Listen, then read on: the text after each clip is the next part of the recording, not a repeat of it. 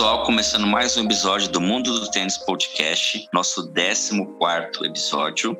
Hoje a gente vai falar um pouquinho da Billie Jean Cup, torneio que teve aí o Brasil participando. Vamos falar também do WTA de Charleston. Vamos falar um pouco do Federer, que tem a expectativa aí de jogar Roland Garros, da pequena rusga e alfinetada entre Djokovic e o Nadal essa semana, né? Um falando dos recordes, aquela velha discussão que a gente já vem falando aqui sobre o Gold, um falando do outro, vamos ver o que pegou. E vamos falar também do primeiro Masters 1000 do grego Tsitsipas, o famoso Guguinha, né? Para alegria de muita gente, para mim também que acompanhou o Guga, gostei muito do título do grego. Lembrando vocês que as nossas redes sociais, o Twitter é o @TênisPodcast e o Instagram é o @Mundo do Tênis Podcast. Antes de começar para valer, eu queria agradecer a repercussão do nosso último programa. O Meligeni retweetou o nosso tweet, que a gente colocou ele lá. A gente recebeu várias mensagens legais, a audiência no Spotify foi muito legal, a audiência no YouTube também, e a gente ficou muito, muito grato assim, pelo carinho do Meligeni conosco, pela homenagem que a gente fez no último programa. O programa tá lá para quem não ouviu ainda, ouça, que é um programa para a eternidade, um programa que a gente fez em homenagem ao Fininho, tá? Vamos falar com nossos amigos pra gente comentar essa semana legal que teve aí no tênis, com o primeiro Masters 1000 no Saibro, então todo tradicional Monte Carlo. Antes a gente vai começar hoje um pouquinho diferente, tá? A gente vai falar da Billie Jean Cup.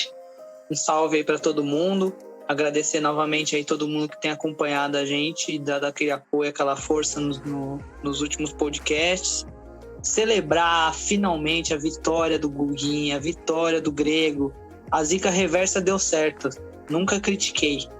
O Stefanos teve uma grande semana, né? E foi incrível o tênis que ele jogou, principalmente na final.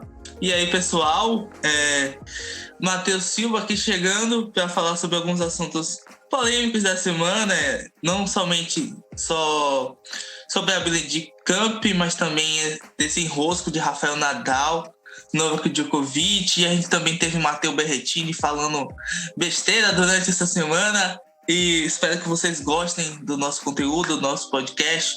E acredito que vocês vão se amarrar bastante, vão compartilhar com seus amigos, porque vai estar bem legal hoje. Isso aí, Matheus, a gente vai começar falando da Billie Jean Cup, né? Para quem não sabe, a Billie Jean King foi uma excelente tenista, uma das melhores da história. Recomendo a vocês pesquisarem alguns jogos dela no YouTube. É uma tenista que tem uma homenagem lá no complexo do US Open, muito importante para a história do tênis. Mas vamos falar da Copa, Billie Jean King. O que vocês viram de legal nesse confronto entre Polônia e Brasil? De antemão, já digo, gente, que eu vi pouco, mas o pouco que eu vi, que eu li, eu gostei da postura das meninas do Brasil, lutaram bravamente, foram 5 jogos ali que a Polônia, que tem um time melhor tecnicamente, com jogadoras mais experientes, ganharam no detalhe, né? Foram 3-2 que poderia ter ido pro Brasil também, então a gente ganha com essa derrota experiência. Nunca é bom perder, mas perder do jeito que aconteceu dá a nós uma esperança de resultados melhores nessas competições internacionais. O que vocês acharam desse torneio, da participação do Brasil? Olha, aquele tipo de derrota que, assim, dói muito, justamente por saber que dava, né? Por saber que foi por tão pouco, foi tão no detalhe, mas ao mesmo tempo é o tipo de derrota que acho que pode engrandecer muito essa equipe do Brasil. São todas meninas jovens, né? A Meligeni, a própria Louise Stephanie. Ainda tem muito, né, para crescer, para desenvolver, para aprender, e essa experiência pode ser um divisor de águas, né? Mesmo que seja um torneio por equipe, mas elas podem levar, né, cada uma aí para carreira de simples, de dupla, tudo que elas aprenderam ali de, olha, é capaz, né? A gente consegue, a gente pode bater de frente aí com tenistas, né, de primeira linha, de outros lugares, né, da Europa, né? A gente tá disputando aqui, às vezes, né, um torneio menor e tudo mais, mas dá para sonhar com coisas maiores, dá para sonhar com o Brasil chegando um pouco mais longe numa próxima edição, entende? Ainda mais do jeito que foi, né, porque se eu não me engano, né, o Matheus pode me corrigir aí na sequência, mas eu acredito que o torneio foi tudo favorável para a Polônia em termos de local, de quadra, né, do piso da quadra. E tudo bem, né? O time da Polônia não era o principal, o time A, digamos assim, mas era um time B forte, com boas tenistas. Então, dadas todas essas condições, todo o contexto, e esse time do Brasil ainda tão inexperiente e novo, elas terem lutado tanto e chegado tão perto mostra que é uma equipe muito promissora, né? De guerreiras que tem uma mentalidade, uma atitude assim guerreira, né? Uma atitude que vai para cima, que vai para o enfrentamento, né? Não chegaram lá perdendo para si mesmas, sabe? Acho que isso seria o pior dos cenários, né? Chegar lá e perder para si mesmo. Mas não, foi uma surpresa muito boa. Acho que todo mundo sai de lá com algo de bom, assim, né? Com um aprendizado. O desempenho das brasileiras foi bastante impressionante por tudo que aconteceu. Algumas coisas que a gente tem que ressaltar. A Polônia, ela estava com o time B. A Iga Świątek e a Magda Linette não jogaram. Mas mesmo assim, as meninas que foram jogar são jogadoras de ranking melhor do que todas as brasileiras. A Katarzyna Kaua, ela é 135 do mundo, a Magdalena Fresh é 157 do mundo e a Úrsula Radwanska é a 225 do mundo. Essas três que jogaram as partidas de simples tinham ranking melhores que as brasileiras todas. Tanto que o Brasil também jogou com a sua espécie de time B, já que a melhor ranqueada é a Beatriz Haddad Maia, não jogou, ela preferiu jogar um ITF lá em Portugal, e a Gabriela Ser, que é a segunda melhor brasileira no ranking, que é a 248 atualmente, não jogou por escolha técnica da capitã Roberta Busagli.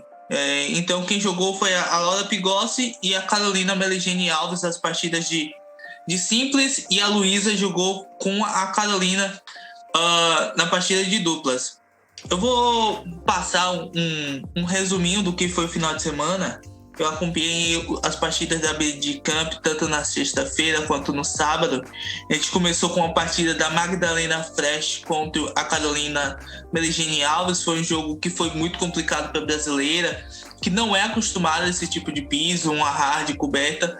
Já a Fresh tanto que ela dominou totalmente o final de semana, que foi a Magdalena Fresh, e conseguiu um ótimo desempenho. A polonesa não conseguiu dar nenhum espaço para a Meligeni. Naquele momento, meio que todo mundo ficou desesperançoso, porque imaginávamos que a principal esperança do Brasil no final de semana fosse a Carol vencer alguma partida. Mas aí logo em sequência veio uma Laura Pigossi, que é uma menina que foi escolhida para ser a principal jogadora do Brasil no confronto.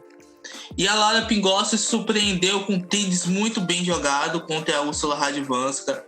Uma partida assim que ela viu as dificuldades, ela conseguiu superar.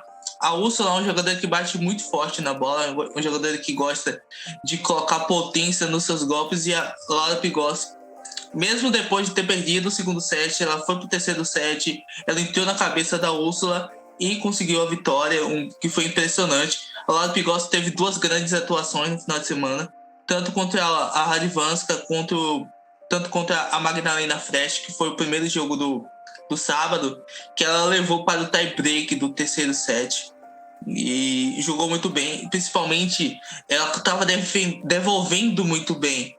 E isso acabou complicando um pouco a Fresh, mas o resultado em si, ele vai valorizar mais o que a Laura Pigossi fez do que propriamente a derrota. A Laura Pigossi é uma jogadora que é acostumada a jogar ITF e chegou na Billie Jean Cup, pegou meninas que eram muito melhores do que ela e jogou muito bem. Então acredito que isso vai elevar o nível dela para os próximos torneios. Aí no quarto jogo, Carolina Meligeni Alves, que era totalmente zebra, contra a Katarzyna Kaua, que era a menina melhor ranqueada no final de semana, que era 125 do mundo. E ela... 135 do mundo, desculpa. E ela dominou totalmente a Katarzyna Kaua. Ela não deu chances. 6-3, 7-5. E uma partida que ela poderia ter sido definida bem antes, inclusive. A Carolina jogou um tênis maravilhoso. A decepção ficou com a dupla, né? O que a gente esperava bastante da Louise Stephanie, que é uma das jogadoras, que é uma das melhores duplistas do mundo, jogou ao lado da Carolina, que tinha acabado de fazer uma partida com a Kaua.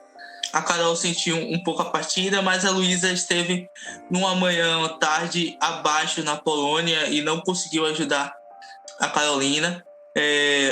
A gente teve algumas conversas, alguns comentários na internet sobre a escolha da Roberta Buzagli de colocar a Carolina Alves junto com a Luísa Stephanie na dupla, mesmo sabendo que a Carol, das 4 meninas que estavam lá na equipe brasileira, era a que pior jogava dupla.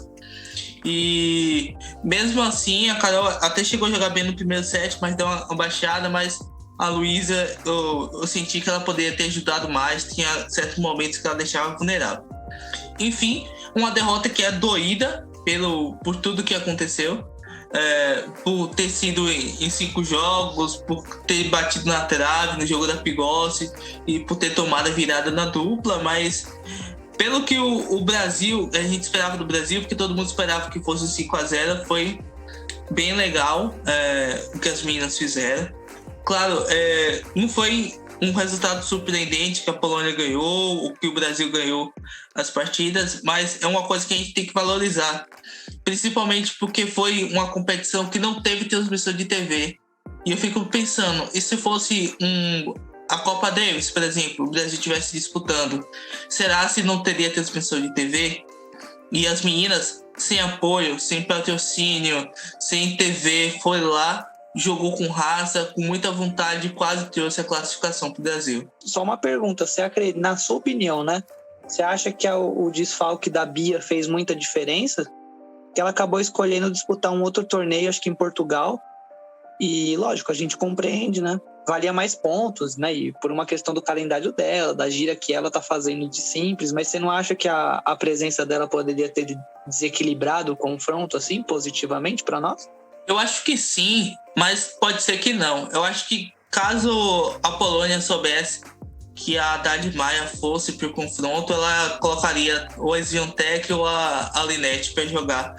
Mas, de certa forma, foi positivo para as meninas que a Haddad Maia não estava lá. Porque, olha só, a Laura Pigossi nunca tinha jogado uma partida de simples no Brasil, tanto na Federation Cup como agora na Billie Jean Cup. E ela então jogou os 2 jogos bem. Se a Haddad Maia estivesse lá, ela não ia jogar.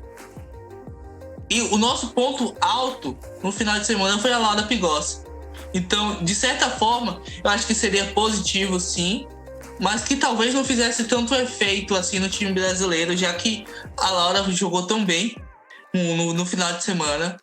Acho que se fosse uma decisão nas duplas, e a gente tivesse uma dupla Haddad Maia e Luísa Stephanie, eu acho que o resultado final seria bem diferente do que foi a partida de duplas. Mas não vejo como o efeito Haddad Maia fora prejudicou tanto o Brasil. Eu acho que foi totalmente contrário. Eu acho que serviu para valorizar o esforço dessas meninas, para jogarem mais, acreditar em si mesmo e não esperar somente por uma jogadora, porque essas meninas esperaram muito tempo somente a Teliana fazer alguma coisa, a Haddad Maia fazer alguma coisa, agora foi elas que colocaram a cara a tapa e quase conseguiram a classificação para o Brasil.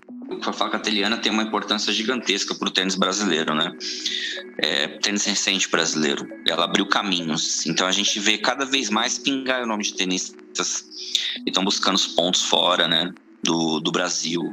A Laura fez uma grande semana. A Carol Meligeni, ela tem uma fibra, ela não tem uma bola tão pesada, ela tem que lutar bastante para conseguir ganhar os games dela, e a vitória dela foi sensacional, como quando o Matheus disse, já estava para mim sacramentado, né, que a Polônia ia fazer 3-1 e o Brasil não ia conseguir disputar o 5º ponto, e o Brasil quase conseguiu ganhar o confronto. Então parabéns para as meninas, para Laura, para Meligeni, conseguiram não vou falar um feito porque a gente acabou perdendo, né? Mas como o Matheus falou, a expectativa era que fosse 5-0. O Brasil lutou nos 5 jogos. É verdade, não. E foi uma surpresa e um resultado muito expressivo mesmo vindo com a derrota, né? E é importante mesmo, talvez, a gente pensar dessa forma um pouco diferente, né? De que, assim, mesmo no masculino antes, né? E no feminino um pouquinho depois, e até a história recente, a gente tem muito esse costume, né, às vezes de ficar na dependência de alguém, né, de alguém fazer a diferença, né, até em outras modalidades, né, O Brasil sofre muito com isso. Tinha muito acostumado, né, com a dependência de algum atleta, de algum salvador, alguém que vai fazer a diferença, e não pensa, às vezes, justamente nisso, né, que na equipe como um todo, que todo mundo pode dar o seu melhor e fazer um ótimo efeito, assim como foi, né, nesse exemplo aí que o Matheus citou aqui.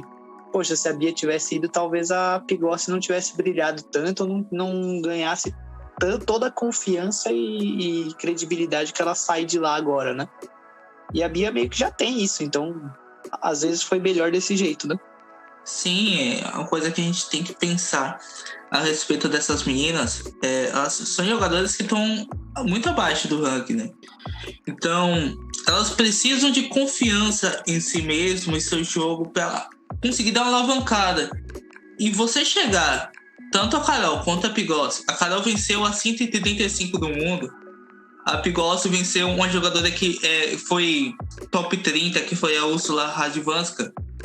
As meninas saem de lá com muita moral de mudar o patamar do seu jogo, mudar o nível que elas jogam atualmente e começar a acreditar mais ainda no seu jogo.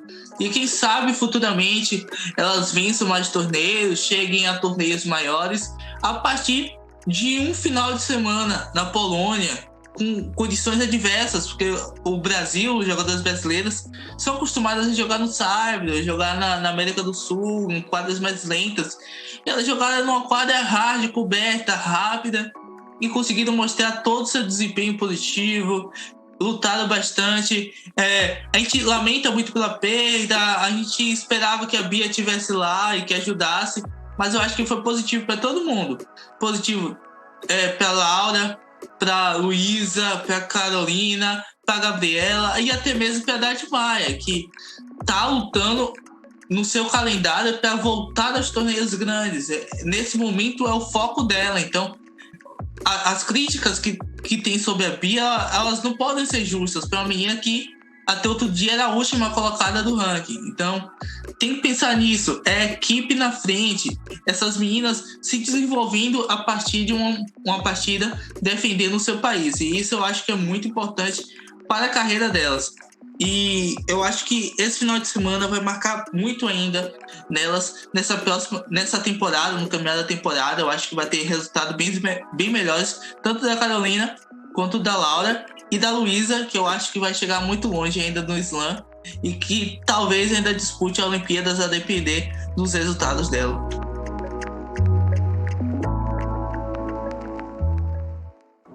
Falar um pouquinho do WTA de Charleston. Resultado surpreendente, né? Primeiro título da australiana. A Sharma ganhou da Jabu por 2-1, 2-6, 7-5, 6-1. Numa curiosidade que rodou o mundo, o troféu do torneio, né, gente? Parecia um balde de... uma panela de brigadeiro. Quando você faz o bolo ali, fica aquele brigadeiro no fundo. Mas bonito se você olhar de perto. O que vocês podem falar aí pra gente desse WTA, desse começo aí na preparação para Roland Garros? Aparentemente foi um WTA que, lógico, não foi o mais forte, né, de todos, assim, não teve tantas tenistas muito fortes ou de ranking muito alto, mas já mostra aí um belo começo e acho que uma boa perspectiva pra gente nessa gira que vem aí do Saibro, de Roland Garros, mas no sentido de eu, né, pelo menos fico com a perspectiva mais da questão social, assim, né, de que, poxa, ver que o mesmo tênis, não só, né, WTA 1000, Grand Slam, tá rolando, né, mas que o tênis também 250, Challenger, outros torneios também estão rolando, mesmo com a situação de pandemia, né, mesmo com uma situação tão difícil no mundo. Então é um ótimo sinal aí que esse torneio deu certo, tudo funcionou, né, teve título inédito. Então, assim, são coisas que vão engrandecendo o tênis e dando pra gente também uma confiança maior de que as coisas vão se normalizando, que as coisas vão dar certo no Grand Slam, apesar de terem adiado aí um pouquinho a data, mas aparentemente as coisas vão dar certo.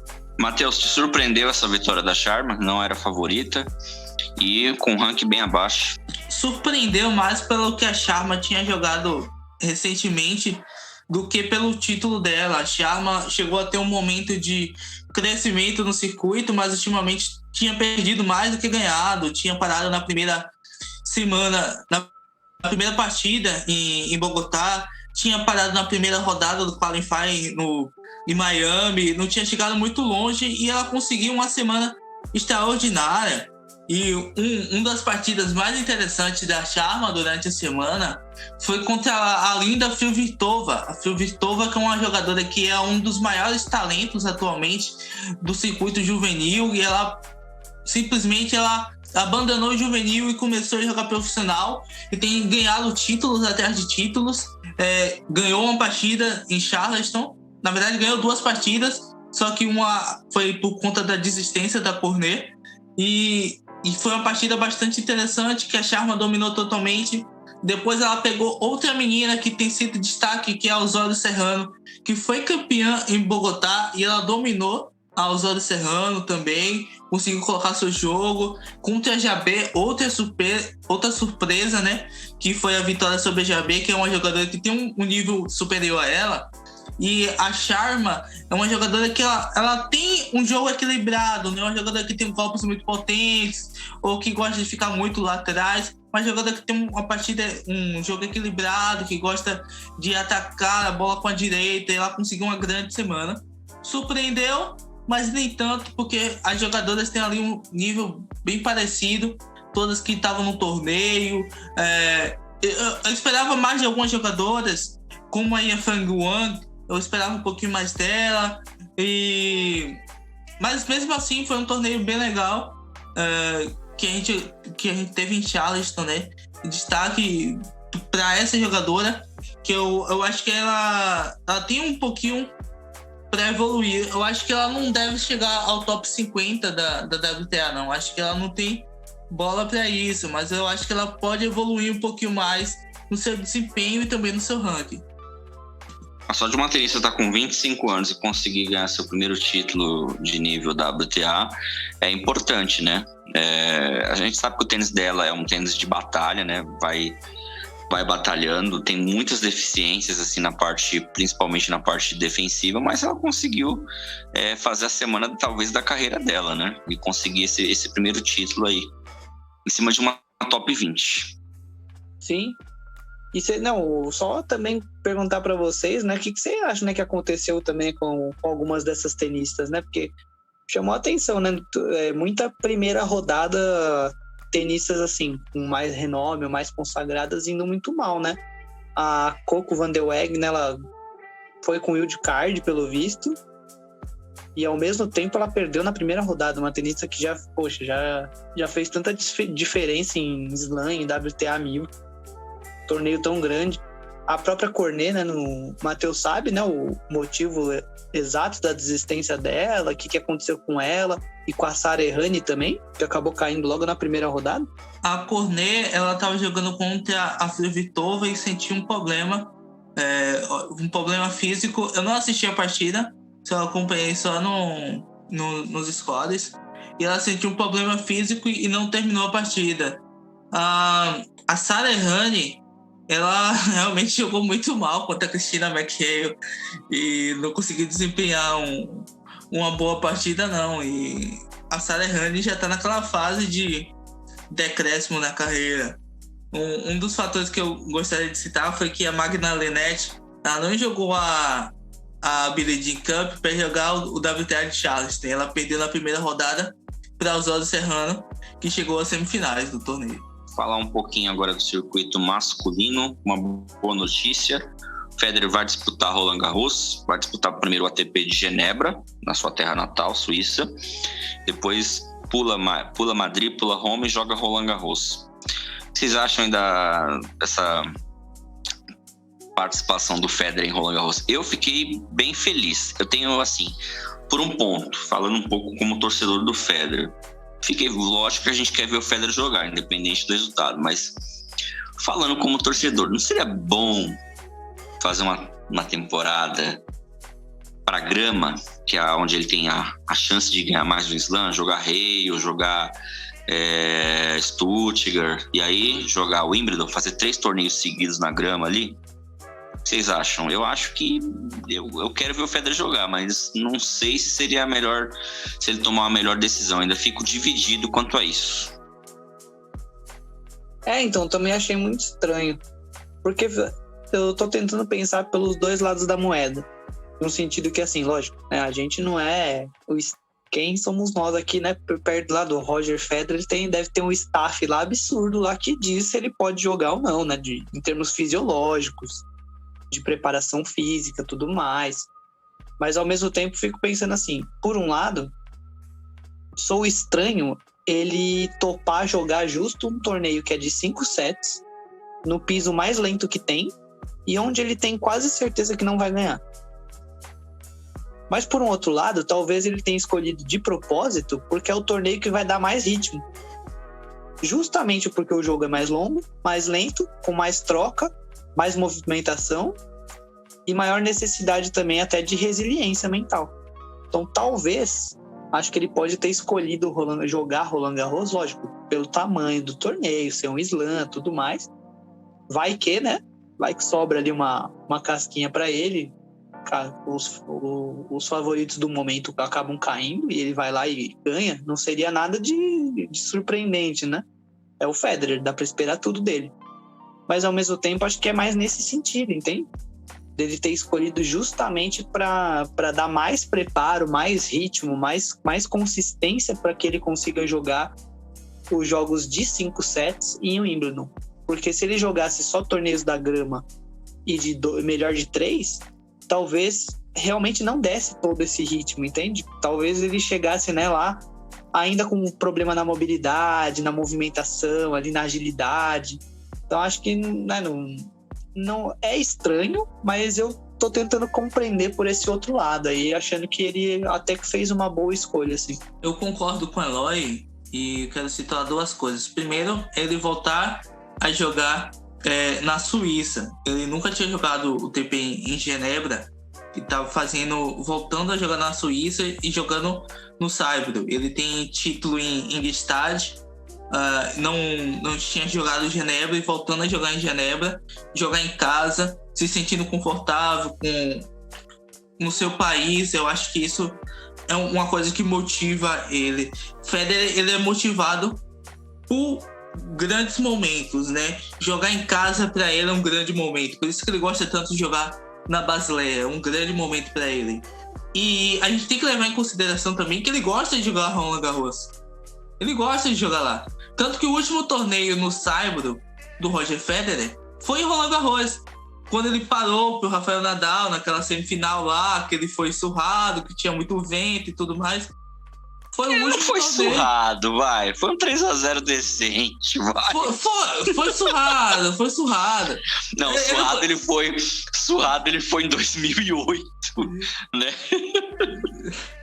Assim, ele não teve o mínimo de chance naquela partida contra Não, eu sabia que esse 3-0 sem chance, não tem jeito. E naquele dia ele deu azar ainda, que tava ventando bastante. E o Nadal já gosta dessas condições, né? Ele consegue se virar bem. E foi o último torneio do Federer no Saibro, aquele torneio em Roland Garros. E ele jogou muito bem naquela semana. Venceu o Wawrinka, venceu o Sonego, Casper Ruud, que é um jogador que é bem enrolado no Saibro. E ele gosta de jogar Roland Garros. Ele teve alguns anos que ele ficou fora. Eu acho que isso motiva ele a jogar também. É muito importante a gente estar olhando, principalmente nesse momento, o Federer, o que motiva ele a jogar, o que faz ele jogar. Ele vai jogar Madrid, ele já jogou Madrid várias vezes, talvez não acrescente muita coisa na vida dele, Roma também não. Vai jogar Roland Garros e jogar um torneio em casa, eu acho que isso faz os olhos dele brilharem. Genebra, eu acho que é mais pela vontade que ele tem de ganhar mesmo. Jogando em casa, ganhar em casa, eu acho que seria muito especial para ele. E Roland Garros, essa motivação especial, um dos maiores torneios que a gente tem, um lugar que ele já foi campeão, que ele joga bem e também que ele está disposto, que motive, que brilhe os olhos dele. A gente não espera mais que o Roger Federer chegue longe, mas a gente espera que ele se divirta. Eu acho que vai dar ritmo e vai fazer ele se divertir em quadra, né? Eu acho que isso vai ser importante para ele chegar na temporada de grama motivado, bem fisicamente, porque o Saibro é um piso que não desgasta tanto o joelho. E eu acho que ele vai chegar bem fisicamente e animado na grama. E na grama ele já vai ser um jogador que chegue a ter um certo favoritismo para vencer os torneios. Olha, no Roland Garros, eu só espero que o Federer chegue a segunda semana, ele consiga jogar bem, desenvolver bem. Dependendo do adversário na segunda semana, ele pode ir longe, pegar uma chave boa, chave abrir. Tem muito tenista hoje que, se jogar com ele melhor de 5, acho que não que vai ser favorito, porque falar de um tenista que não seja Nadal e Djokovic contra o Federer sendo favorito, a gente meio que diminui o Federer, mas vai ser muito difícil o Federer ganhar. Os finalistas agora de Monte Carlo, o Thiem, se o Thiem conseguir jogar, até o próprio Schwartzman, se encarar o Federer no saibro, vai ser difícil pro Federer, então equilibra mais os jogos para esses tenistas que gostam mais do saibro, jogar com o Federer nessas condições. Agora, na grama, vamos ver a pré-temporada do Federer como vai ser, e eu espero que o Federer chegue pelo menos na semifinal, né, que já seria bem digno. Tomara, Gente, vamos torcer, né, pra ele. Vamos torcer. Eu tô na torcida, né? Pra ele ganhar a Wimbledon de novo. Só 3 jogadores atualmente têm condições de ganhar do Federer na grama. Um é o Novak Djokovic, é claro. O segundo é Rafael Nadal. E o terceiro é Borna Choric. Cara, eu diria que um Raonic num dia inspirado ganha do Federer também. Por exemplo. Raonic não ganha de ninguém. Não, já ganhou do Federer um Wimbledon, gente. Então é um sacador que já num ganhou. dia ali inspirado pode tirar o Federer. Tem que ser um tenista assim. Você pega um Hurkacz da vida, que é um tenista porradeiro, pode tirar o Federer. Depende muito das situações. Entendeu? Mas esses 3 que o Matheus falou, lógico que não que sejam favoritos, mas teríamos um jogo. O Raonic na grama contra o Federer incomoda bastante. O Kevin Anderson incomoda bastante. Entendeu? São tenistas assim que tem no primeiro saque entrando, incomodaria muito o Federer. Mas tem que ver como é que o suíço vai estar até lá. Aí a gente vai falando durante os podcasts. E aí, se ele jogar a pré-temporada da grama e conseguir bons resultados, a gente vê como é que vai ser esse palpite para o Wimbledon.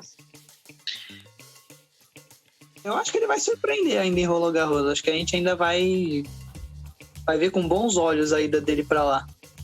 Tanto em termos de desempenho, quanto em termos dele mesmo, fisicamente. Mostrar para todo mundo que tá bem, sabe? Acho que vai rolar, sim. Tô confiante nele. Já pensou, a gente tá falando tanto do Federer só de chegar na segunda semana, aí chega em Roland Garros, o Nadal eliminado, Novak Djokovic eliminado, ele é campeão, aí a gente vai ficar assim, nossa, uau, mas ele é um dos maiores jogadores que a gente já teve no saibro e a gente nem se dá por conta disso. É verdade, né? O Federer é, sim, um dos maiores jogadores do saibro, só não é maior por causa do Nadal. O Djokovic também, só não é maior por causa do Nadal. O Nadal, ele impediu que esses dois fossem maior do que eles foram. Manter um título só, porque o Nadal ganhou 4 vezes do Federer na final, mais 2 semifinais, e ganhou do Djokovic em 3 finais, fora são 7 vitórias em cima do Djokovic. Então, pensem em quanto o Nadal tirou de títulos desses caras aí no saibro. Falando dos dois, gente, essa semana a gente teve uma pequena rusga entre Djokovic e Nadal, né? O Nadal começou falando que o Djokovic é obcecado por recordes. O Djokovic disse que não pode mudar o pensamento do Nadal, mas que ele é assim mesmo, que ele fala o que ele pensa e que ele nunca negou os desafios que ele tem para fazer. E aí, o que vocês acham? Eu acho que nesse caso aí os dois têm um pouco de razão. O Nadal tem a razão dele, né? Falou dentro de um contexto. Djokovic é sim obcecado por recordes, mas o Sérvio também está certo em ser obcecado por recordes, porque os recordes fazem parte do esporte. O Sérvio nunca negou da personalidade dele. Ir atrás disso, correr atrás. O Zverev também disse que o Djokovic só vai sossegar quando ele conseguir isso. Já conseguiu um dos recordes importantes, que é o número de semanas, e a gente vê aí que ele tem saúde para conseguir os outros. O que vocês viram aí, o que vocês pensam disso? Eu li bastante as declarações, até tentei ler no idioma original das entrevistas para tentar entender se tinha alguma questão de contexto, assim, ou uma questão de tradução que podia ter mudado muita coisa na declaração, mas não foi o caso, não. No fundo, assim, eu acho que o Nadal só falou a verdade e que ele respondeu de uma forma bem Nadal, né, assim, bem educada e conservadora, apesar de ter falado uma verdade a respeito de outra pessoa, né? Talvez ele pudesse, tipo, evitar falar, né, do Djokovic, assim, né? Alguma coisa nesse sentido? Talvez. Mas ele não falou mentira e nem atacou, assim, não falou mal, entende? Não falou de uma forma pejorativa. Ele ainda, depois de falar, né, da obsessão do Sérgio, ele ainda justificou, deu toda uma volta. Então, assim, ele tentou deixar a situação mais branda. Acho que o Djokovic já foi num caminho inverso, entende? Aí eu acho que ele também podia ter evitado. Né? Ele já veio dando uma resposta meio que com ironia, né? Com indireta, tipo, demonstrando que estava incomodado, que não gostou. Também não precisava, entende? Também poderia ter ido para um caminho mais do bom humor ali, ou de uma leveza maior, assim, na situação, porque... Mas é aquela coisa, né? Talvez ele nem viu a declaração do Nadal, né? Não, ele só ficou sabendo na hora pela informação de um terceiro, falando num outro contexto e de outra forma. Então, assim, tudo pode estar influenciado, sabe? No fundo, eu acho que assim, só mostrou mais do mesmo. O Nadal falou a verdade, mas tentou justificar e ser mais brando, que é o perfil dele, e o Djokovic falou a real e foi mais irônico e mais áspero, assim, que também é do perfil dele, tem? E, sim, não tem problema nenhum. Que cada um deles tem uma personalidade diferente, eles só assumiram o discurso de acordo com quem eles também são e com o que eles realmente pensam. Isso não é errado. Minha mente não falha, velho. Quando eu vi essa reportagem do Djokovic rebatendo o Nadal, eu lembrei de uma frase que ele falou após a derrota contra Lorenzo Sonego no ATP de Viena, no final de 2020, que deu uma polêmica danada. Eu vou repetir a frase que o Djokovic falou. Fiz o que precisava fazer no torneio. Foi para isso que vim para cá. Queria somar mais pontos e assegurar o número 1 até o final do ano. Ele chegou naquela polêmica que a gente falou no final do ano, se ele tinha menosprezado a partida, se ele tinha menosprezado o resultado do Lorenzo Sonego. Ele chegou e disse, eu só vim para fazer isso. Ele só foi atrás do recorde. Porque o Djokovic é fissurado em recorde. Tudo que ele puder fazer, ele vai fazer. Teve uma época que ele não estava conseguindo ganhar Cincinnati, que seria o último Masters 1000, para ele ganhar, para vencer todos os Masters 1000, e Djokovic, como doido, babando lá em Cincinnati, cara fechada, para tentar ganhar. Ele é doido por vencer, ele gosta de vencer. Eu não tiro a razão dele, é um jogador, um atleta de alto nível, que colocou sua vida dentro desse esporte. Não acho errado isso. Eu acho errado quando ele coloca essa vontade de vencer recordes, de conseguir recordes, acima do seu caráter. Eu acho que isso é o grande problema. Eu acho que essa é a questão do novo Djokovic. É como ele corre atrás dos recordes e isso interfere no seu ser. O Nadal também é assim. E não é errado um atleta de alto nível querer recordes. O problema é quando isso interfere no seu modo de ser. Como interfere no vestiário, como as pessoas olham para você.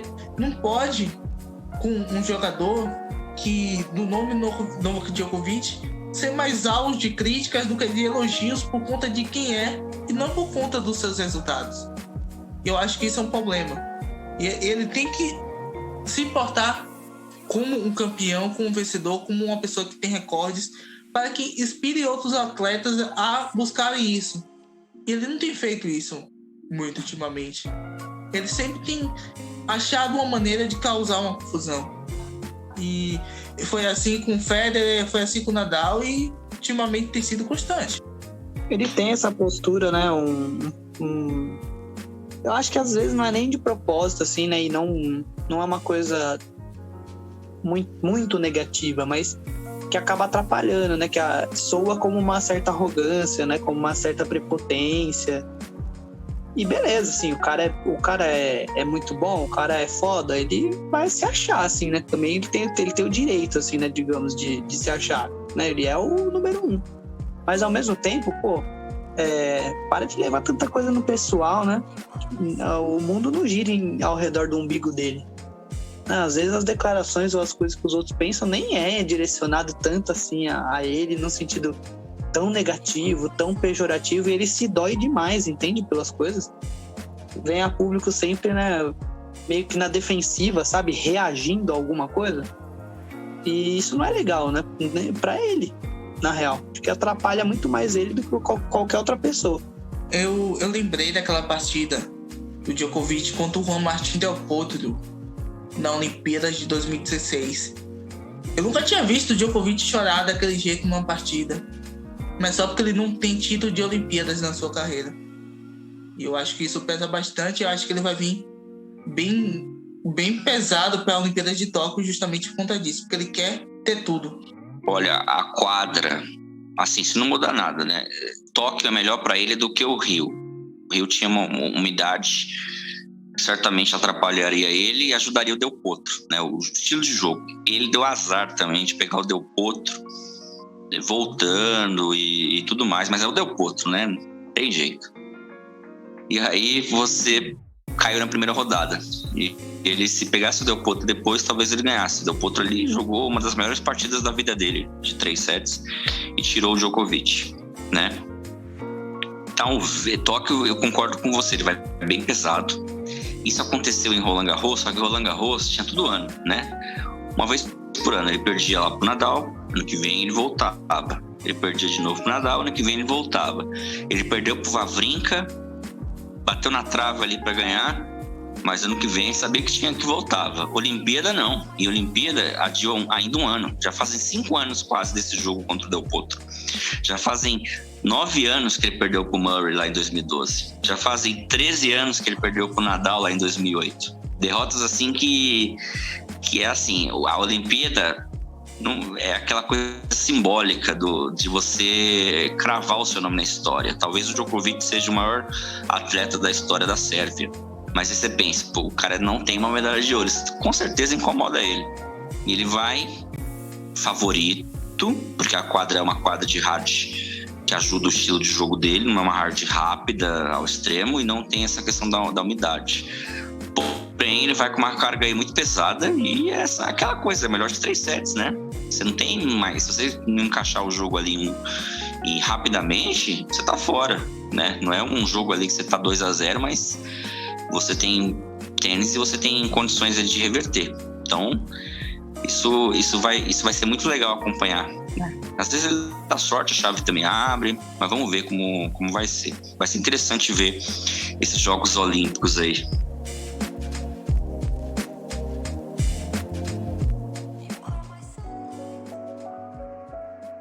Gente, vamos começar a falar então de Monte Carlo, né? Monte Carlo 2021. Eu tô dando azar, tô gravando os vídeos lá no Twitter, quem viu, apostei no Hurkacz, apostei no Sinner, deu Hurkacz. Apostei num jogo de 3 sets pegado, deu Hurkacz em 2. Apostei num jogo de 3 sets entre Rublev e Tsitsipas, com vitória do Rublev. Perdi de novo. O Tsitsipas ganhou com uma certa tranquilidade, assim, controlou bem o jogo, 2-0. Mas é aquilo que o Eloy falou, a zica reversa, né? Quem viu o Guga, quem viveu a era do Guga, não tem como você não lembrar do Tsitsipas. É assim, é uma alegria, porque você vê um cara que tem um saque forte, que ajuda ele a ganhar os pontos, não que ele seja um sacador, é um saque potente, que ajuda ele a ganhar os pontos e dominar nas segundas e terceiras bolas. Ele tem um forehand muito bom, pesado, forte, busca vários ângulos diferentes, e ele tem um backhand que é lindíssimo, plástico, com uma mão só à la Guga, e ele mesmo, você observa, ele mesmo imita o Guga nos trejeitos, na maneira de andar. Então a gente simpatiza muito com o Tsitsipas, quem gosta de tênis no Brasil. Então é legal ver isso, é igual eu falei nos outros programas aí. está acontecendo essa mudança, essa entre-safra nos Masters 1000 desde o ano passado, né? Desde 2019 a gente tem tenistas novos. Teve uma época que os Masters 1000 eram... Você sabia quem ia ganhar. Você só não sabia que se ia ser Djokovic, Nadal, Federer ou Murray, né? Dificilmente alguém quebrava essa corrente. Hoje, você não sabe quem vai ganhar no masculino. Isso é muito legal. A gente teve essa semana Evans chegando, a gente teve Ruud chegando, a gente teve grandes jogos. Para mim, o melhor jogo do torneio foi Rublev versus Nadal. E é aquilo que você observa, né? Até falei lá na nossa comunidade. O Nadal ele pode estar perdendo o jogo de 6-0, 4-0. O cara vai lutar. O cara tava sacando mal. O backhand dele tava muito ruim. Ele tava lutando. Ele tava tentando achar uma brecha ali de conseguir entrar no Rublev. Ele conseguiu. Só que aí vai o maior feito para mim da semana do Rublev na carreira. Ele conseguiu segurar mentalmente. Talvez seja sendo russo, ele... Né? Talvez fosse de outro país, ele declinasse. Perder um segundo set pro Nadal, você tendo a chance de... Tendo uma quebra na frente, tendo chance de abrir 2 quebras, e você ir lá no terceiro set, quebrar, ser quebrado e continuar firme, e continuar acreditando na vitória, é de muita maturidade. Então, eu acho que, assim, a semana foi pesada pro Rublev. O jogo dele da semifinal foi mais difícil contra o Ruud. O Tsitsipas passou o rodo no Evans, né? Mas... foi uma semana muito boa para o russo. Ele me conquistou essa semana no sentido de que não é mais next gen, é um tenista pronto. Não me surpreendo se o Rublev daqui a pouco conseguir feitos maiores na carreira dele do que os ATPs 500 que ele ganhou. Ele está pronto, assim como o Tsitsipas desde o ano passado, desde que ele ganhou o Finals, ele também está pronto. Ambos estão prontos para novas e grandes conquistas, coisa que o nosso amigo Shapovalov e o nosso amigo Aliassime ainda não está, apesar de achar que o Aliassime joga mais, por exemplo. Ainda não estão prontos, igual esses dois que eu falei estão, né? Então foi uma semana muito legal para você que quer a mudança no tênis, ver a nova geração. Esse conceito de Next Gen, que até o Tim às vezes é colocado como Next Gen, já tendo quase 28 anos, né? Que eu não concordo muito. Então foi muito legal, né? Muito legal ver o Evans essa semana arrebentando, ganhando do Djokovic da maneira que foi, categórica, sem chances e tudo. Chegando numa semifinal, num torneio, num piso que não é a praia dele, no Saibro, que dá para contar nos dedos as vitórias que ele tinha no Saibro antes. E ver o Ruud também, que é um tenista de regularidade, de alcançar a segunda semifinal de Masters 1000 dele, né? Aquela coisa de você conquistar os pontos para você chegar no seu melhor ranking. É um tenista que você não vai ver ganhando grandes torneios, mas é um tenista que luta, como o Pablo Cuevas, por exemplo, como o Pablo Carreno Busta, como tenistas assim que tem ali a consistência como principal virtude e que lutam ali para estar entre os 20, entre os 30 e conseguem grandes resultados na maior parte das vezes. E o Ruud superou o pai dele, né? Com certeza, 2 semifinais de Masters 1000 aí, tá mais que superado, né? Então, parabéns ao Guguinha, ao Stefanos Tsitsipas. E é isso, gente. Tá acontecendo a renovação. Eu acho que ainda não acontecerá nos slams. Eu acho que provavelmente vai ser o último ano aí dos tops. Não sei se eu vou errar, né? Meu palpite ainda é que Nadal, Federer e Djokovic, principalmente Nadal, no Saibro, Djokovic na hard, vão forte ainda nos slams, porque como é que o nosso amigo lá, Thiago Botcher, disse torneio e eu concordo, torneio de 5 sets é outro esporte. Aí é verdade, né? Tem tudo para ser realmente ainda mais um ano aí dominado pelo Big Three, né? Nos slams, mas não acho que dá pra gente deixar assim, né? De considerar ou de sonhar com um vencedor novo aí de slam, beliscando um dos títulos que ainda tem aí para disputar, né? Tem 3 slams ainda, quem sabe pelo menos um aí. Geralmente o US Open, né? Guarda surpresas diferenciadas para nós. Quem sabe aí, né? Nesse ano também tem. Mas, bom, né, o Diego já deu uma boa sintetizada no que foi o torneio. Mas, lógico, ressaltar, né, a campanha surpreendentemente negativa do Djokovic, né? Eu tinha quase certeza que ele seria finalista nesse torneio. E, poxa, perdeu para o Evans, que nunca tinha tido uma campanha sequer decente no Saibro. E da forma que foi, né? Jogando com muito erro não forçado e visivelmente incomodado, assim, com uma atitude negativa. Né? Acho que a grande diferença é essa, né? Foi o que o Diego estava comentando antes. O Nadal jogando mal pra cacete, fez tudo que podia, ainda tirou 7 do Rublev, que é top 10. O Djokovic não tão mal, mas não num dia também não 100%.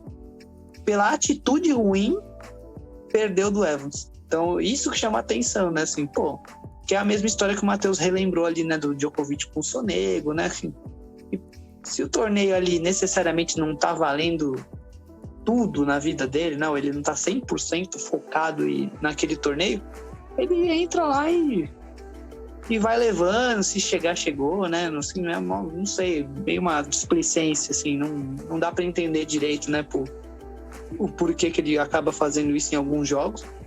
Mas é aquela história também, né? Todo tenista tem dias ruins, do mesmo jeito que o Nadal teve contra o Rublev, do mesmo jeito que até o próprio Rublev teve na final. Isso é normal, né? É um esporte que a consistência predomina, então quando você não é tão consistente, você acaba sendo punido por isso. O Evans, por outro lado, fez o jogo da vida dele. Jogou muito bem, então tem também todos os méritos, né? O Evans jogou querendo ganhar. Não entrou derrotado, né?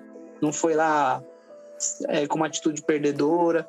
Ele quis ganhar, acreditou, desenhou uma tática, seguiu a tática do começo até o fim e foi merecedor.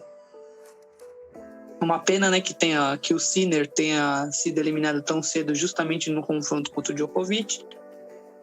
Chama atenção também, positivamente agora, né, chamar atenção para alguns tenistas.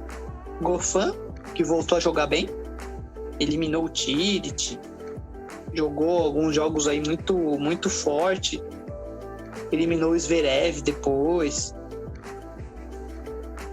Então, assim, acho que esse retorno positivo do Goffin é uma coisa legal de marcar. Mas, na minha opinião, principalmente, um tenista que chamou muita atenção positivamente realmente é o Fokina. É um espanhol, Alá Ferrer, para quem viu aí o Davi Ferrer jogar, mesmo estilão, guerreiro lá, sério, compenetrado, espanhol brabo, joga bem, consistente, assim, tem mais ou menos legal todos os golpes, corre muito, defende muito, volta sempre mais uma bola, não é assim, né, brilhante assim no jogo de toque ou uma coisa, né, na variação, mas é um tenista que, assim, vem aí também, na minha opinião, para ficar, no sentido de que ele vai dar muito trabalho, vai ser aquele tenista que ninguém vai querer jogar contra, ninguém vai estar afim de enfrentar ele em nenhum tipo de torneio, porque sabe que se ele tiver num ótimo dia e você não tiver no 100%, é capaz dele ganhar. E também ressaltar, né, a sequência boa do Bautista Agut, que já vem bem, né, de uns tempos para cá e deu sequência, fez mais um bom torneio aí. Lógico, destacar negativamente o Nadal, no sentido de que, poxa, torneio com a chave aberta, tinha tudo para ser campeão, mas é aquilo, pode acontecer. Quase todo ano aí agora ele tem tido baixas no Saibro, em um torneio ou outro joga mal alguns jogos, e aí quando chega em Roland Garros, sei lá, os deuses do tênis amam ele lá e ele também ama tudo lá, e as coisas dão certo de um jeito totalmente diferente e milagroso. Agora, eles, né, já há uns 2-3 anos, sempre tem um ou outro torneio em que ele tem algum jogo ruim. Ou não necessariamente ruim, mas assim, uma derrota que não era esperado. O que antigamente não acontecia. Então, mostra que realmente assim, o tempo está passando para todo mundo e para ele também, né? Independente de ser no Saibro, o tempo chega para todos nós aí, né? Inclusive para o Nadal. E mérito para o Rublev justamente pelo que o Diego destacou, né? Atitude muito firme, acreditou até o final, persistente, coerente, confiante. Foi ótimo ver o Rublev também tendo uma postura madura e adulta diante do jogo. Também não foi, né? Não se derrotou, não perdeu para si mesmo. Ficou lá até o final e arranjou um jeito de vencer mesmo jogando contra o favorito do torneio. Não à toa o Rublev chorou no final do jogo, né? Porque ele sabia da importância que tinha aquele jogo. destacar negativamente o nosso amigão Zverev, que mais uma vez, né, vem mal, sabe-se lá por quê aí, mas vem de uma sequência ruim, oscilando demais, na verdade, né? Faz bons jogos e outros muito ruins.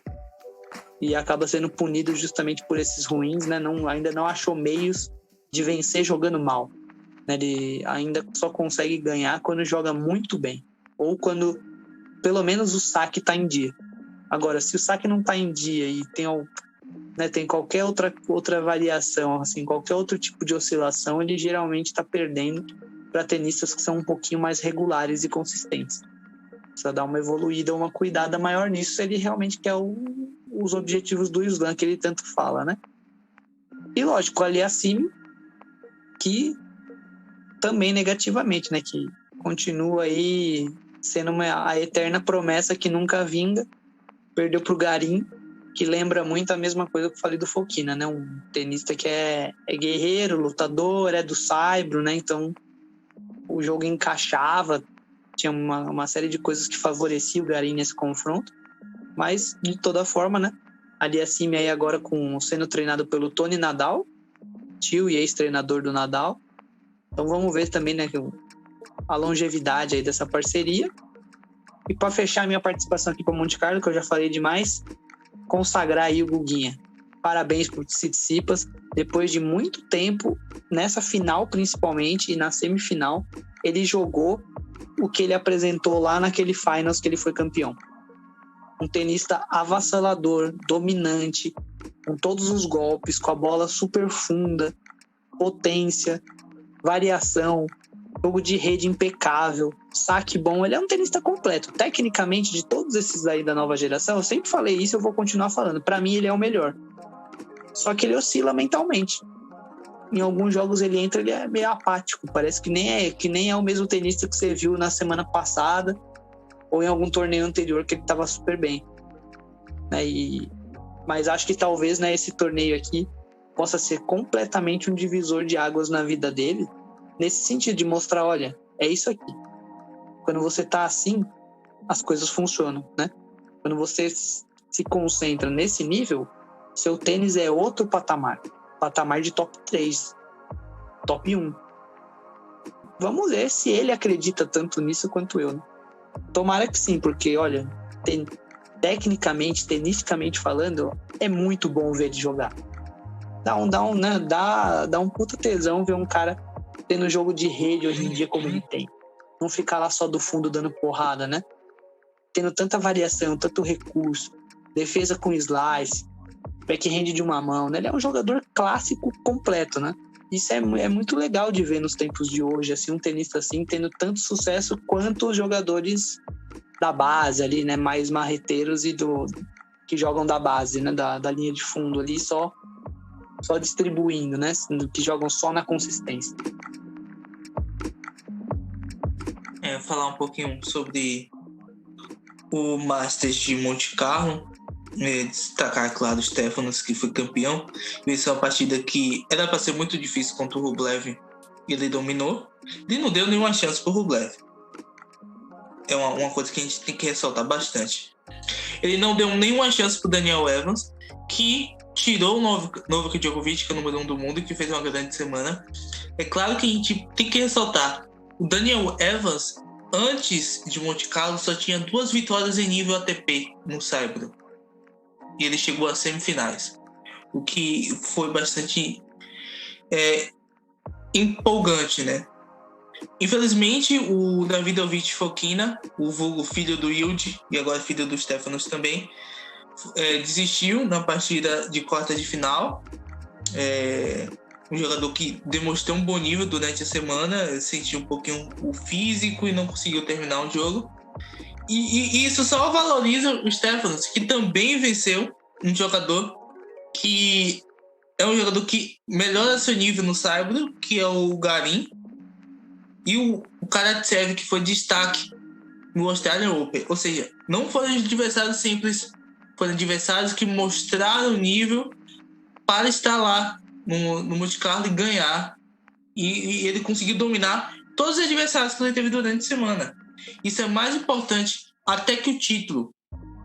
O Stefanos, desde que o circuito voltou, ele ainda não tinha sido campeão. Mas o principal problema dele era que ele não conseguia se impor sobre o seu adversário. Se impor, mostrar que ele vai ganhar de qualquer jeito. E nesse torneio ele mostrou que vai ganhar de qualquer jeito. Assim como ele tinha feito naquele ATP Finals, que foi o maior torneio da carreira dele. E ele mostrou isso, tem essa qualidade. A gente conhece, ele tem um excelente nível.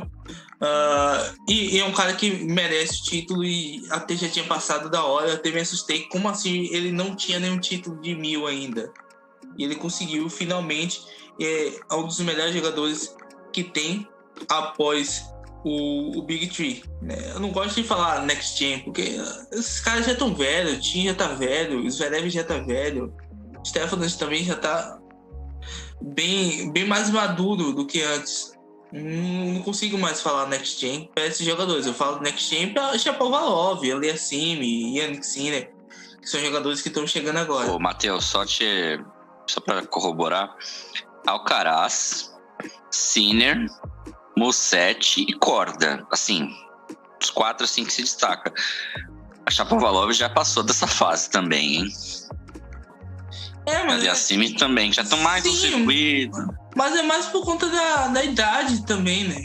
Que eu consigo ainda citar eles ainda como promessas. A Aliassime ainda é muito jovem. A Aliassime tem 20 anos, pô. Então, tem muito ainda para evoluir. 20 anos é nada. Sim.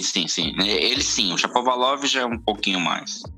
O Shapovalov começou um pouquinho antes, mas o Aliassime tem 20 anos. O Shapovalov é um pouco mais velho do que ele. É um jogador que tem um jogo legal, mas é um cara que não é consistente.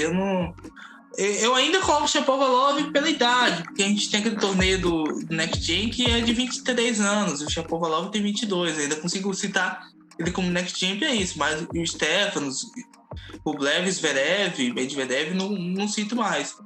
E foi bom ressaltar isso, né?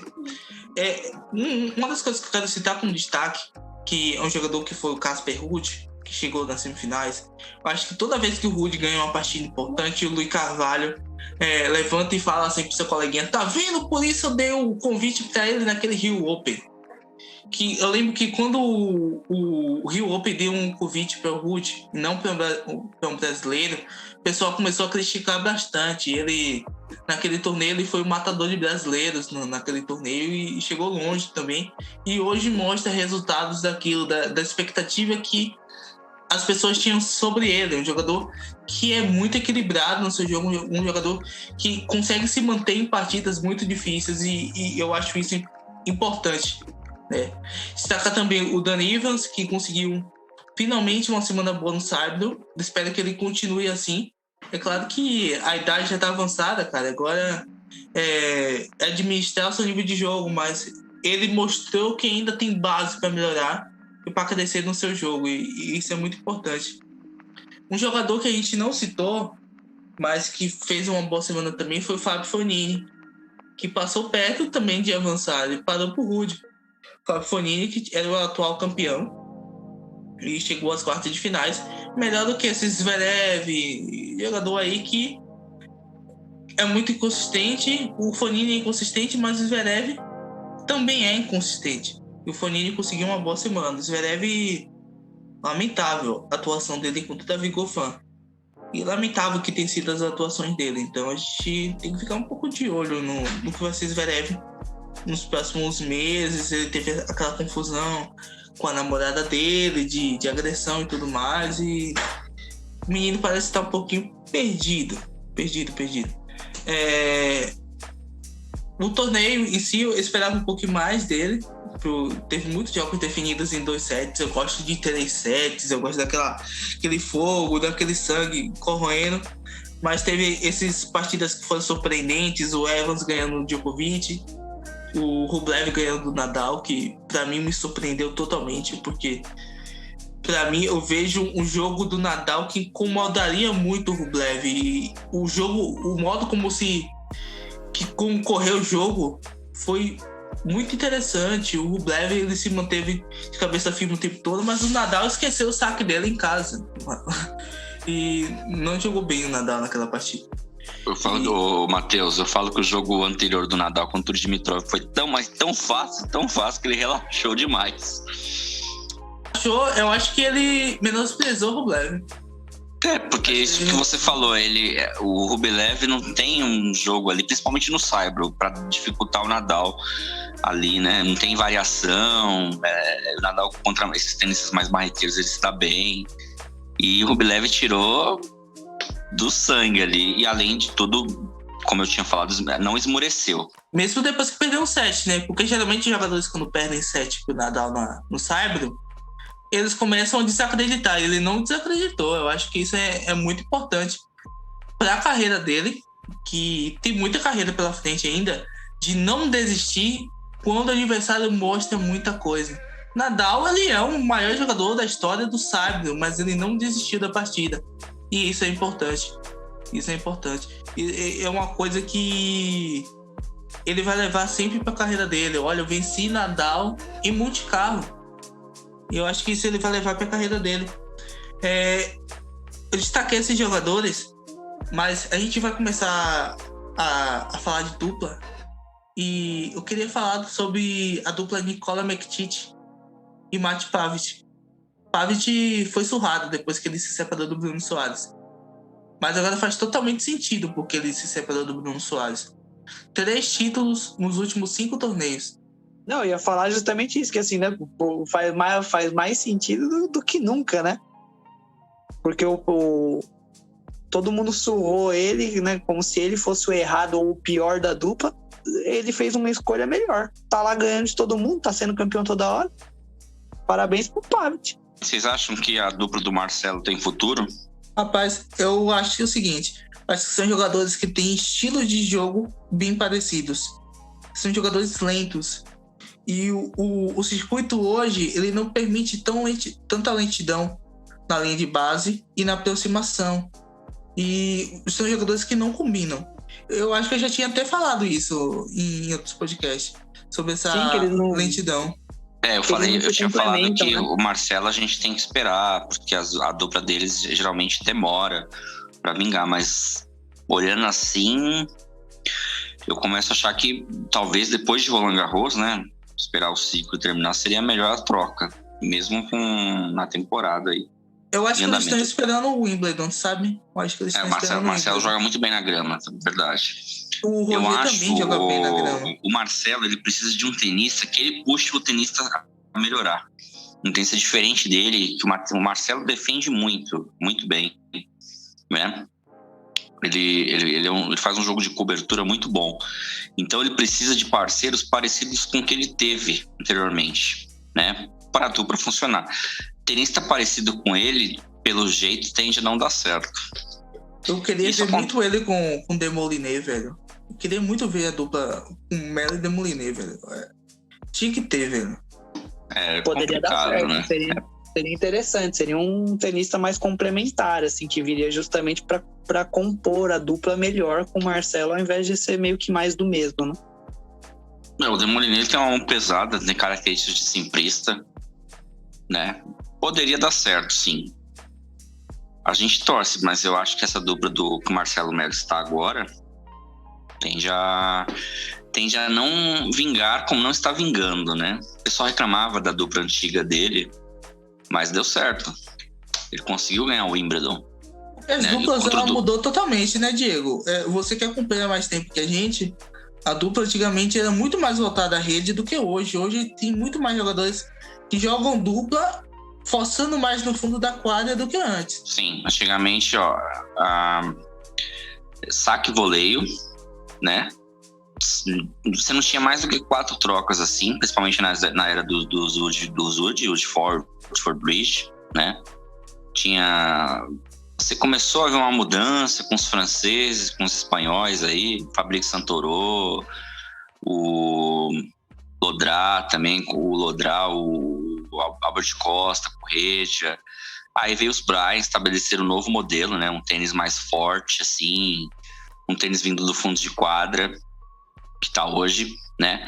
E assim, o tênis é muito dinâmico. Se a parceria não der certo em alguns meses, você já faz a troca. Eu lembro de uma parceria do Bruno com o Butorak, Eric Butorak, que começou a não dar certo, já trocou, e o Bruno conseguiu ali achar o Peia e conseguir grandes resultados com o Peia. Não ganhou o Grand Slam com o Peia, mas conseguiu entrar no top 10 e crescer na carreira, né? Tornar um tenista de ponta, coisa que estava faltando pro Bruno. Então talvez o Marcelo consiga isso, achar um tenista com características de simples, o Demoliner pode ser isso, que tem um jogo pesado lá do fundo de quadra e que ele faça a cobertura, que é nesse ponto de defesa, de defender, ele é um dos melhores tenistas da história, né? Tanto o Dodig quanto o Kubalt eram simplistas anteriormente com bons resultados, não eram simplistas assim, eram simplistas top 50, só pra vocês terem uma ideia. Assim, eu concordo totalmente. Eu acho que o Marcelo ele se deu muito bem com jogadores que eram bons no fundo da quadra. O Dodig, o Kubalt. Você vê que quando ele joga com o Bruno Soares, ele não tem a mesma facilidade de antes de ganhar partidas na Davis. Por conta disso, por conta dessa mudança do circuito. O circuito era muito mais na rede, agora é muito mais no fundo da quadra. Eu acho que seria bem melhor para ele se ele pegasse um jogador que tivesse um pouco mais de qualidade no fundo da quadra. Você vê como a dupla Mektic e Pavic, eles se deram tão bem. O Mektic é um jogador que é full head, o Pavic é um jogador que tem suas origens na simples e que joga muito bem nela também, entendeu? E é uma dupla que se completa, porque hoje a dupla ela tem que estar bem tanto na rede quanto no fundo da quadra. É isso que é muito importante. É isso que a gente tem, por exemplo, levando agora para as duplas femininas, da Carter e Stephanie. A Stephanie é melhor na rede do que a Carter, mas a Carter é melhor no fundo do que a Stephanie. E é a dupla que se completa. E no masculino também tem muito disso. A gente teve o Herbert Marrou, que tinha muito disso também. Eu acho que é uma coisa que o Marcelo Melo tem que pensar nos próximos meses. Verdasco, Marrou, tenistas assim que migraram mais da simples para as duplas e que conseguiu. Cabal, Fará, próprios tenistas assim que eram mais simplistas. Só não esquecer de falar do André Sá, porque o Marcelo começou como o André Sá.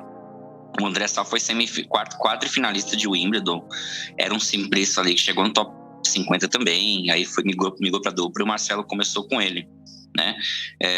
Eu lembro de um jogo, isso que você está falando, você me faz lembrar 2008, quando eu vi o Robredo jogar uma dupla, não lembro com quem, era uma dupla espanhola, se eu não me engano, e ali eu comecei a ver que eu falei, caramba, esses caras não vão para a rede volear.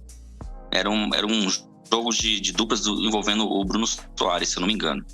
Tava jogando com o tenista do Zimbábue. E os caras ficaram lá no fundo de quadra, batendo forte de lá de trás. Não ia pra rede. Foi um dos primeiros jogos que eu vi assim, que o tempo inteiro os caras ficaram lá atrás. Né? Não parecia um jogo de duplas, pareciam 4 tenistas de simples ali jogando. E isso, conforme foi passando o tempo, a gente vê esses tenistas de simples assim, que não estão tendo grandes resultados de simples, jogando as duplas e conseguindo grandes resultados, como o Marrou, por exemplo, que é um tenista que talentosíssimo na simples, que não dava sorte na simples, demorou para ganhar um título ATP e que foi no final da carreira conseguiu fazer o slam justamente nas duplas. Gente, vamos falar agora, dar os nossos palpites para os 2 torneios que estão acontecendo, né, essa semana aí, ATP 500 de Barcelona e a volta do torneio na Sérvia, né, em Belgrado, ATP de Belgrado 250. Já tivemos esse torneio há 10 anos atrás, 4 edições entre 2009 e 2012, naquela atualidade de família do Djokovic, que tinha o controle do torneio. A própria quadra leva o nome do Djokovic, né? O que vocês esperam aí desses torneios? Palpite, eu acho que o Djokovic jogando em casa vai querer apagar um pouco do que aconteceu aí em Monte Carlo e vai levar esse torneio. Em Belgrado eu também não vejo muita resistência também, assim, né, dos outros tenistas, né? Talvez o Berrettini, né, que é o famoso falador aí, vamos ver se ele joga um pouco também, o mesmo que ele fala. Ele tem chances. Tênis ele tem, né? Se tiver numa boa semana e num bom dia o Djokovic nem tanto, talvez dê mais trabalho, mas de resto eu não vejo nenhum tenista que ainda tá na chave com chances de vencer do Djoko, não, ainda mais em casa. Esse título aí tá na mão dele. assim como o Barcelona, eu vejo muita dificuldade de não cair na mão do Nadal. Concordo e corroboro com vocês. Acho que o favoritismo é dos dois. Acho que não tem jogadores para bater. Talvez o Sinner faça uma boa semana, talvez o Berrettini faça uma boa semana, mas tem muito não que jogador que bate a eles. Eu acho que os dois vão vencer, principalmente porque perderam em Monte Carlo para jogadores que eles não esperavam. Acho que isso inculca a mente dos dois. Eu acho que vão vencer os títulos essa semana. É verdade, né? Os dois provavelmente vêm mais mordidos aí, com mais necessidade de se recuperar, de mostrar serviço, né? De mostrar algum tipo de mudança, assim. Apesar, né, que Barcelona, né? Tô vendo aqui também a chave, o Tsitsipas pode surpreender aí. Quem sabe, né? Vem embalado do título de Monte Carlo. Mas vamos continuar com a zica reversa. O Tsitsipas não vai fazer nada. Vai perder primeira rodada lá em Barcelona. Fica vai cair pulmonar. Ele vai dar. Nadal vai dar 0. Eu queria ver o Tsitsipas jogando contra o Nadal, sabia? Ele já ganhou do Nadal uma vez no Saibro, mas eu queria ver de novo esse jogo aí. Como seria. Duas coisas interessantes, gente, sobre a Conde do Godó, troféu, né? Geralmente são os espanhóis que ganham lá. Nadal tem 11 títulos, só pra vocês terem uma ideia. Verdasco ganhou em 2010. O Ferrer nunca ganhou. Davi Ferrer já fez várias finais lá e não ganhou. Fez 4 finais. Robredo já ganhou, Moyá já ganhou, Mantilla, Costa. Só Correia também não ganhou dos grandes aí. Nem o Ferreiro ganhou em 2001. E o Guga não jogava bem em Barcelona. É estranhíssimo isso. O Guga sempre ia mal em Barcelona. O Guga, quando chegava na época do Saibro, a gente ficava tudo entusiasmado, né? Que com certeza ele ganhava algum torneio na carreira ali no Saibro, quando não era Roland Garros. Em Barcelona ele sempre ia mal.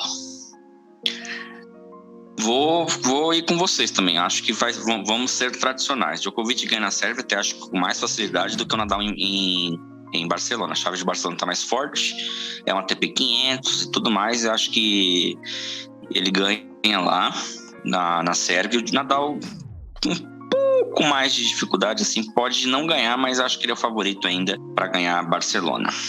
O Tsitsipas já ganhou do Nadal no Saibro, né? E na Espanha. Só que o Madrid é um Saibro rápido, que lembra muito o Hard, entendeu? Ele ganhou Madrid, depois ele perdeu em Roma, se eu não me engano. Madrid é um Saibro parecido com São Paulo, aqui com Ibirapuera, que a gente está acima do nível do mar, então Ibirapuera ainda mais, porque a quadra era fechada, né? Ficava mais difícil mesmo. Aquele tipo de vitória que fica na memória, ajuda, né? Ainda mais agora da Australian Open. Quem sabe? Não é um Saibro pesado, mas seria muito bom, muito bom. É possível, né? É possível, mas eu acho que ainda não acontecerá. Acho que o Nadal ganha de 2 a 3 títulos esse ano na temporada do Saibro, incluindo o Roland Garros. Espero isso. Relaxa. Tsitsipas vai levar 0 e 1 do Nadal lá, vai dar tudo certo. Gente, vocês vão ver, vocês não vão acompanhar como o Eloy ficará as 2 semanas do torneio de Roland Garros com os jogos do Nadal. Depois a gente vai falar de como foi sigam isso. Ele no Twitter. Sigam ele, vocês vão ver como ele fica. O coração vai a mil com o Nadalzinho no Saibro, não tem como. Eu queria ver a cara do Eloy contra o Medvedev na hora que o Medvedev fez 2-2 lá no final do US Open. Eu queria ter visto, Eloy. Eu queria ter visto, meu. Eu fiquei nervoso ali, mas vou contar a história pra vocês. Eu tava na casa do meu pai. O dia mais nervoso da minha vida foi outra, velho. Qual? Foi a final do Nadal e Djoko. 2 vezes, né? A final histórica do que o Nadal vence do Federer em Wimbledon. Vence em Wimbledon pela primeira 2008. vez. Aquele dia eu passei mal várias vezes. E também na final do Djoko contra o Nadal, que o Djoko ganha no Australian Open. Se eu não me engano, acho que é 2012. 2012. 3 sets, o jogo de quase 6 horas. Exato, 6 horas. Aquele jogo também. Aquele jogo nosso foi do céu ao inferno a cada 5 minutos. O coração não aguenta. engraçado que assim, com relação ao Nadal, esse jogo aí contra o Medvedev, eu tava no meu pai. Aí Nadal fez 2-0, eu falei, ganhou, já era. E tinha uma quebra no terceiro set, né? Aí eu desliguei um pouquinho, porque eu cheguei em casa, fui tomar um banho e aí já tava pensando assim, vou tomar um banho rápido, já vou ver os últimos games e acompanhar a cerimônia de premiação, né? Quando eu vi, tava o Medvedev sacando pra ganhar o terceiro set. Aí eu falei, vamos ver o quarto. Aí ele ganhou o quarto. Eu falei, meu Deus do céu, o cara vai virar. Só não virou porque é o Nadal. Porque o Nadal mudou a estratégia no quinto set ali, né? Um dia a gente vamos gravar um programa um dia falando das viradas do Nadal, de como ele mudou a tática, de como ele procura espaços. Isso é muito interessante, assim. E a coisa que eu mais admiro no Nadal, como ele consegue procurar estratégias para se livrar de buracos, né? Contra o Rublev ele não ganhou, mas ele fosse um outro tenista, tinha perdido 2-0, com certeza. É verdade. A maior característica, né? Talvez o maior dom dele seja justamente esse.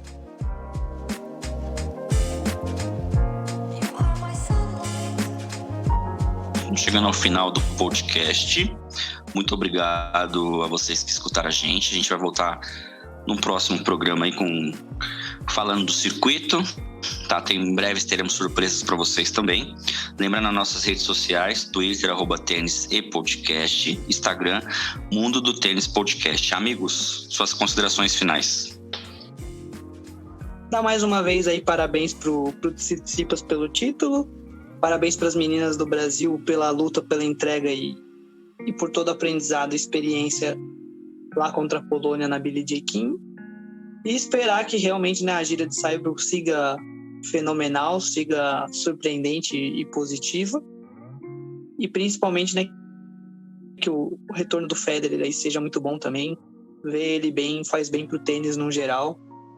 E é isso. Muito obrigado a todos aí por todo o apoio de sempre. Vamos em frente. Só agradecer a todos que acompanharam a gente até agora. Espero que tenham gostado desse podcast. Expectativas com o Federer também mais uma semana de circuito.